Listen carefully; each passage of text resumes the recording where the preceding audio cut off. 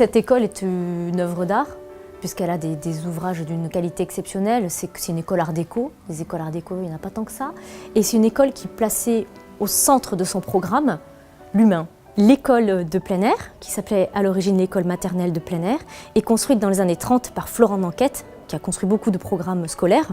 Mais l'école de plein air naît dans la tête du maire Charles Auré dans les années 20, en 23 précisément. Elle naît dans un champ parce qu'à ce moment-là, il faut soigner la tuberculose. Pantin est une ville majoritairement ouvrière, avec beaucoup d'enfants pauvres qu'il faut aider. Et cette école a pour vocation plutôt une vocation sanitaire qu'éducative, dans un mouvement beaucoup plus large qui naît au début du XXe siècle, le courant hygiéniste.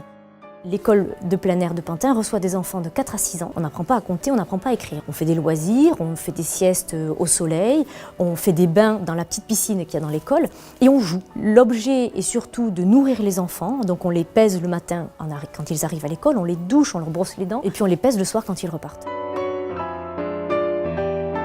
En tant qu'architecte du patrimoine, évidemment, je vais parler d'architecture et de la raison pour laquelle aujourd'hui elle est dans la mission Berne. Globalement, elle a quand même gardé des espaces d'une grande cohérence et particulièrement bien conservés. Ce carrelage sur les murs, ces sols, ces revêtements colorés, et puis jusqu'à la poignée de porte. Vous parlez des petits sanitaires, des petites douches qui sont encore aujourd'hui là, et je crois que la valeur patrimoniale de cette école tient à ça. Aujourd'hui, on a 7 rotondes très ouvertes, couronnées d'une terrasse. L'école de plein air, 100 ans plus tard, a gardé, je vais dire, l'essentiel de son patrimoine, mais il est très vulnérable. C'est pourquoi aujourd'hui, 100 ans plus tard quasiment, il doit faire l'objet d'une restauration.